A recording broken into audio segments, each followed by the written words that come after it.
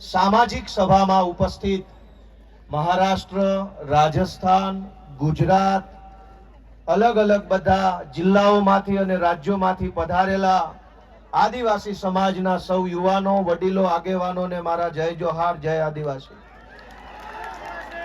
મંચ ઉપર ઉપસ્થિત ગુજરાતભરના આદિવાસી સમાજ માટે હંમેશા જેઓ લડે છે એવા ભાઈ શ્રી આનંદભાઈ પટેલ, હંમેશા જેમણે ચૈતરભાઈની સાથે ખભે ખભો મિલાવી અને ગુજરાતભરના મુદ્દા ઉઠાવ્યા છે એવા શ્રી ઈશુદાનભાઈ ગઢવી, ચૈતરભાઈની સાથે મળી અને આદિવાસી વિસ્તાર માટે, અમારી પાર્ટી માટે, ગુજરાત માટે હંમેશા જેમણે કામ કર્યું છે એવા ભાઈ શ્રી મનોજભાઈ સોરઠિયા, મહારાષ્ટ્ર અને રાજસ્થાનથી પધારેલા આદિવાસી સંગઠનોના સૌ આગેવાનશ્રીઓ, નિવૃત્ત આઈએએસ સાહેબશ્રી, બધાયનો પહેલા તો હું ખૂબ ખૂબ આભાર વ્યક્ત કરું છું કે આ મુશ્કેલ ઘડીમાં બધાય એક થઈને ભેગા મળીને ચૈતરભાઈની સાથે ઊભા છે. દોસ્તો, ચૈતરભાઈ વસાવાને સરકારે સ્થાપેલી સરકારના પૈસાથી ચાલતી સરકારની અદાલતે 7 વર્ષની સજા આપી છે અને સરકારે સ્થાપેલી સરકારના નિયમથી ચાલતી અદાલતે જે સજાનો ચુકાદો સંભળાયો, એ સજા, એ ચુકાદો આ જનતાની અદાલતમાં લઈને અમે બધા આવ્યા છે કે તમને એ માન્ય છે કે નહીં. લોકતંત્રમાં સરકાર કે કાયદો કે વ્યવસ્થા, આ બધી જ વસ્તુ કરતા સર્વોપરી છે જનતાનો ઈરાદો, જનતાના આશીર્વાદ, જનતાની આશા શું છે. સરકારની પોલીસ સ્ટેશન, સરકારના સરકારી વકીલ, સરકારની ફોરેન્સિક લેબોરેટરીઓ, સરકારનો ફરિયાદી, સરકારની તપાસ, સરકારનો દલીલ, સરકારનું બધું જ, પણ જનતાની અદાલતમાં સરકારનું ના ચાલે. આ જનતાની અદાલત ભેગી થઈ છે, આ આદિવાસી સમાજની અદાલત છે. ચૈતરભાઈને સરકારની અદાલતે અને સરકારે ભેગા મળીને જે કાંઈ ન્યાય અન્યાય કર્યો, એનો સાચો ન્યાય આદિવાસી સમાજની અદાલતમાં થવાનો છે અને નિર્ણય આજે અહીંથી આપણે કરીને જવાનું. દોસ્તો, કે સરકાર એમ કહે છે કે ચૈતર વસાવાને 7 વર્ષની સજા, આ જનતાની અદાલતના કરોડો ન્યાયાધીશો તમે અહીંયા ઉભા છો, તમે કયો તમે શું સજા કરશો ભાજપને?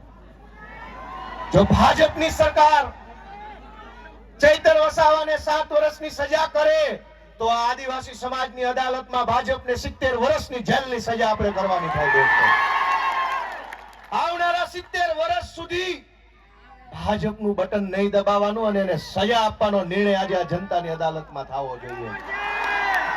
લોકશાહીમાં જનતાથી મોટું હોય કોણ? જનતાથી મોટું કોણ? જનતાથી મોટી પોલીસ નહીં, જનતાથી મોટું જંગલ ખાતું નહીં, જનતાથી મોટા મુખ્યમંત્રી પણ નહીં, સૌથી મોટી જનતા. અને જનતાએ નક્કી કર્યું કે અમારો નેતા ચૈતર વસાવા છે. દોસ્તો, એટલે આ સજા માત્ર ચૈતર વસાવાને નહીં, જનતાને છે આ સજા. કેમ કે જનતાએ નક્કી કર્યું ને અમારો નેતા ચૈતર વસાવા.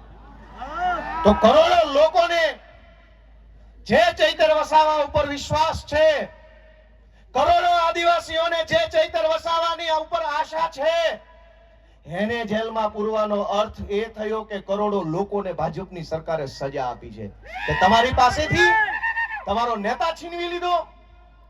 અરે ભાઈ સાહેબ, કેટલા વર્ષો પછી ભગવાનના આશીર્વાદથી, પ્રકૃતિના આશીર્વાદથી, વડીલોના આશીર્વાદથી, હજારો વર્ષો પછી એક લડાયક ચૈતર વસાવા જેવો નેતા આપણા ગુજરાતના આદિવાસી સમાજને મળ્યો. અનેક લોકો ધારાસભ્યો બન્યા, સાંસદો બન્યા આદિવાસી સમાજના મત આધારે, પણ આદિવાસી વિસ્તારોમાં ચાલતી નકલી સરકારી કચેરીઓ ઉપર પહેલી વખત બોલ્યું કોણ? ચૈતર વસાવા બોલ્યા.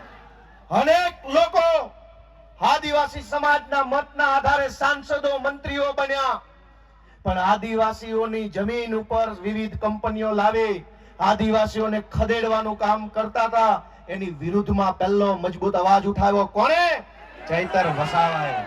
આ કેવડિયામાં, તાપીમાં, છોટાઉદેપુરમાં, ડાંગ જિલ્લામાં ચારો તરફ કંપની, થર્મલ પ્રોજેક્ટ, ફલાણો પ્રોજેક્ટ, ઢેકણો પ્રોજેક્ટ, આ તમામ પ્રોજેક્ટ્સના નામે આદિવાસીઓને ઘર વગરના, જમીન વગરના, શિક્ષણ વગરના, આરોગ્યની વ્યવસ્થા વગરના કરવાના ષડયંત્રને રોકવાનું કામ કર્યું કોણે?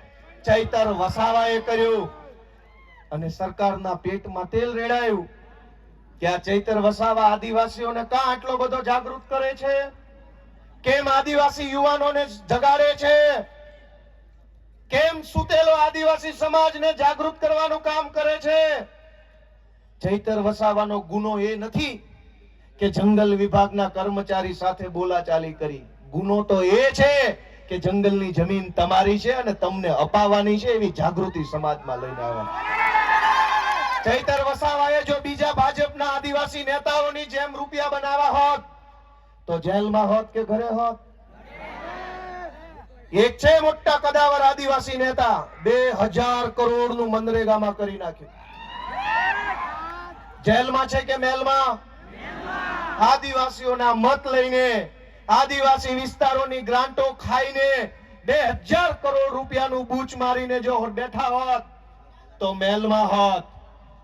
પણ જેણે આદિવાસીઓને પાય બચાવવાનું કામ કર્યું, આદિવાસી બાળકોના શિક્ષણ માટે લડાઈ લડ્યા, વિસ્થાપિતો માટે બોલ્યા, ગરીબ દીકરીઓ માટે બોલ્યા, તમામ પ્રકારની યોજનાના લાભ અપાવવા માટે બોલ્યા, એ ચૈતરભાઈને જેલમાં પૂર્યા છે.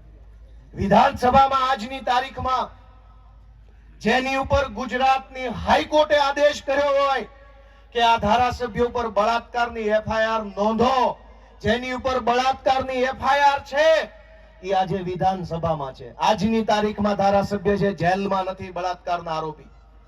જેની ઉપર મનરેગા કૌભાંડનો 2000 કરોડનો આરોપ છે એ વિધાનસભામાં ધારાસભ્ય થઈને બેઠા છે. જેની ઉપર જમીનો પચાવી પાડવાનો કેસ ચાલે છે 200 કરોડનો, એ અત્યારે ધારાસભ્ય છે. ગુજરાતના તમામ ચોર, લુચ્ચા, લફંગા, લબાડ, તોડબાજ, બળાત્કારી, ભ્રષ્ટાચારી, હલકા ધંધા કરનારા બધા જ લોકો આલીશાન જિંદગી જીવે છે. અને એક મામૂલી ગુનાની અંદર ચૈતર વસાવાને 7 વર્ષની સજા. 7મા ધોરણમાં ભણવામાં આવતું કે દેવડીએ દંડાય છે ચોર મુઠ્ઠી ઝારના, ને લાખ ખાંડી લૂંટનારા મહેફિલે મંડાય છે. કરોડોના કૌભાંડ કરનારા લોકો વટથી ફરે છે અને આદિવાસી સમાજ માટે લડનારા ચૈતર વસાવાને જેલમાં પૂર્યા છે. દોસ્તો, મારી તમને એટલી વિનંતી છે કે લડાઈ બહુ લાંબી છે. આજે આપણે બધા અહીંયા ભેગા થયા છીએ, અહીંયા આકલા પડકારા, જુસ્સો, આમ કરી નાખું તેમ કરી નાખું કરીએ છે. પણ સાચું આમ અને તેમ કરવાનું ટાણું છે ને એ મતદાનના દિવસે આવતું હોય છે. લોકશાહી છે, આમ તેમ જે કાંઈ, અને નર્મદા જિલ્લા વાળાએ તો આમ તેમ કરીને બતાવી દીધું છે. જો આમ થાય, આમ તેમ કેમ થાય નહીં, ગઈ ચૂંટણીમાં કહી દીધું કે આમ થાય. બહુ ચોંટ્યા હતા, ઝૂકેગા નહીં સાલા કે બઠા પાડી દીધા. વડાપ્રધાને અહીંયા સભા કરી, ગૃહમંત્રીએ સભા કરી, પ્રદેશ પ્રમુખે કરી, પણ નર્મદા જિલ્લાના આદિવાસીઓએ કીધું ઝૂકેગા નહીં સાલા, આવી જ જાઓ અહીંયા. આને કહેવાય અસલ ટાઈગર. પણ દોસ્તો, હું તમને છેલ્લી 2-3 વિનંતી કરવીશ કે ચૈતરભાઈનો ગુનો શું? આ ભાજપ વાળા ટીવીમાં, સોશિયલ મીડિયામાં ચૈતરભાઈને બદનામ કરવાનું કામ કરે છે કે એને વન વિભાગ વાળાને આમ તેમ કહી દીધું, ધાક ધમકી કરી લીધી. તમારા વન વિભાગ વાળા, તમારા પોલીસ વાળાએ અમારી હારે જે ધાક ધમકી કરી છે ને એની સજા 700 વર્ષ આપો ને તો ઘટે એમ છે. આખા ગુજરાતમાં સરકારી માણસો જનતા હારે કેવું વર્તન કરે છે? સરકારી મામલતદાર, સરકારી પીએસઆઈ, સરકારી ટીડીઓ, સરકારી પ્રાંત, સરકારી આરએફઓ, આ બધા જ લોકો રાજ્યની નાની નાની જનતા સાથે કેવું વર્તન કરે છે? ઈ વર્તનની જો સજા આપવા બેસીએ ને તો એકેય માયનો લાલ ઓફિસમાં બેસી નહીં શકે, બધાને જેલમાં પૂરવા પડે. ચૈતર વસાવાએ 4 શબ્દો શું કીધા તો માથું લાગ્યું. પણ દોસ્તો, ચુકાદો હવે જનતાની અદાલતમાં લાવવાનો છે. તમારે નિર્ણય કરવાનો છે કે આજ ચૈતર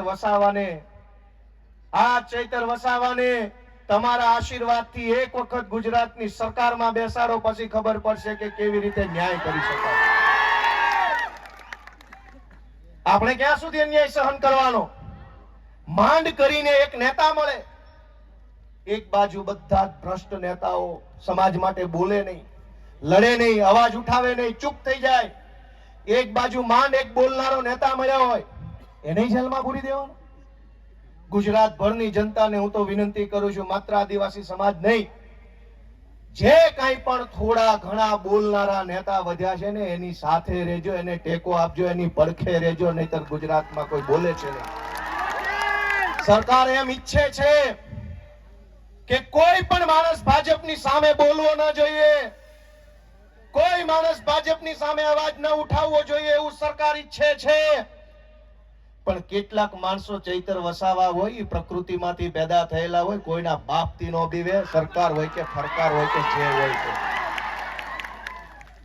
અને આ જળ, જમીન, જંગલ કોનું છે? સરકારનું છે. સરકાર નહોતી, જે દિવસે આ દેશમાં સરકારો નહોતી ત્યારે જંગલ હતું કે નહીં?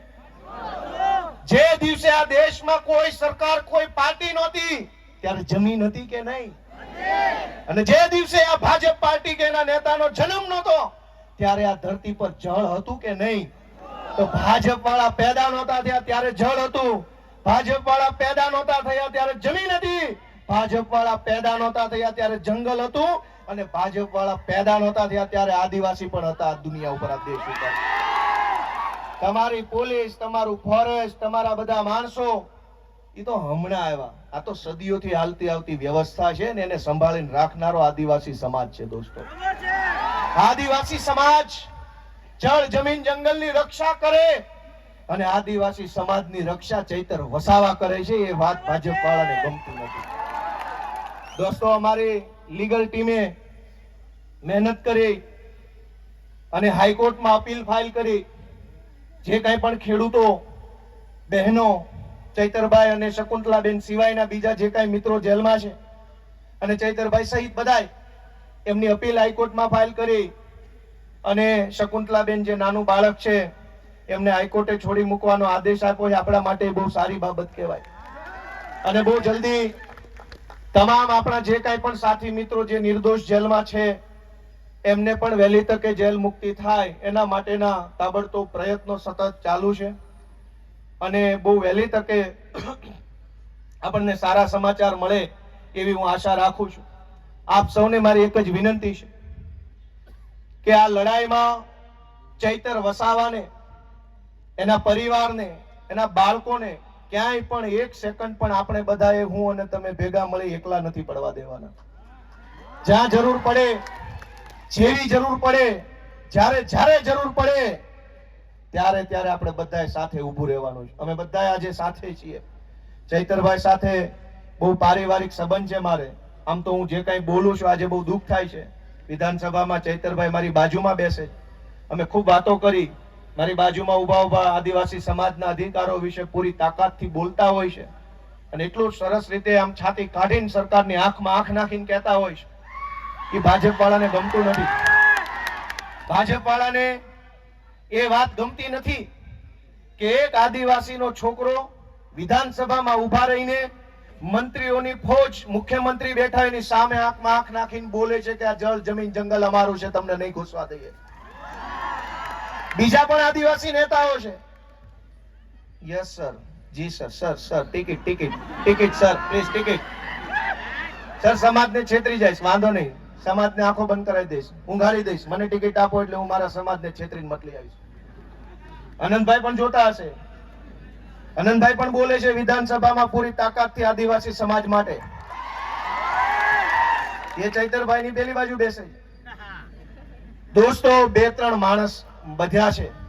ગમે તેટલી મોટી સરકાર હોય એની સામે પણ આંખમાં આંખ નાખીને બોલવાની હિંમત રાખે છે કે તું જે હોય તે, હું મારા સમાજ માટે બોલવા અહીંયા આવ્યો છું. દોસ્તો, તું જે હોય તે, સરકાર હોય તો ભલે, રાષ્ટ્રપતિ હોય તો ભલે, ને તું મોટી તોપ હોય તો ભલે. મને તો અમારા આદિવાસી સમાજે, અમારા ખેડૂતોએ મત આપ્યા છે તો હું એમના માટે બોલતો રહીશ. આજે હું પણ, મને મત આપનાર ખેડૂતો છે, કાઠિયાવાડના ખેડૂતોએ મને ધારાસભ્ય બનાવ્યો, આદિવાસી સમાજે ચૈતરભાઈને ધારાસભ્ય બનાવ્યા. અમને મત આપનારા લોકો માટે અમે બોલતા રહેવાના, લડતા રહેવાના, અને ક્યારેય નથી ઝૂકવાના. એ સંકલ્પ અમે લીધો છે દોસ્તો. આપ સૌએ ચૈતરભાઈ વસાવાનો જુસ્સો વધારવાનું કામ કર્યું એ બદલ સૌનો હું આભાર વ્યક્ત કરું છું. જય આદિવાસી.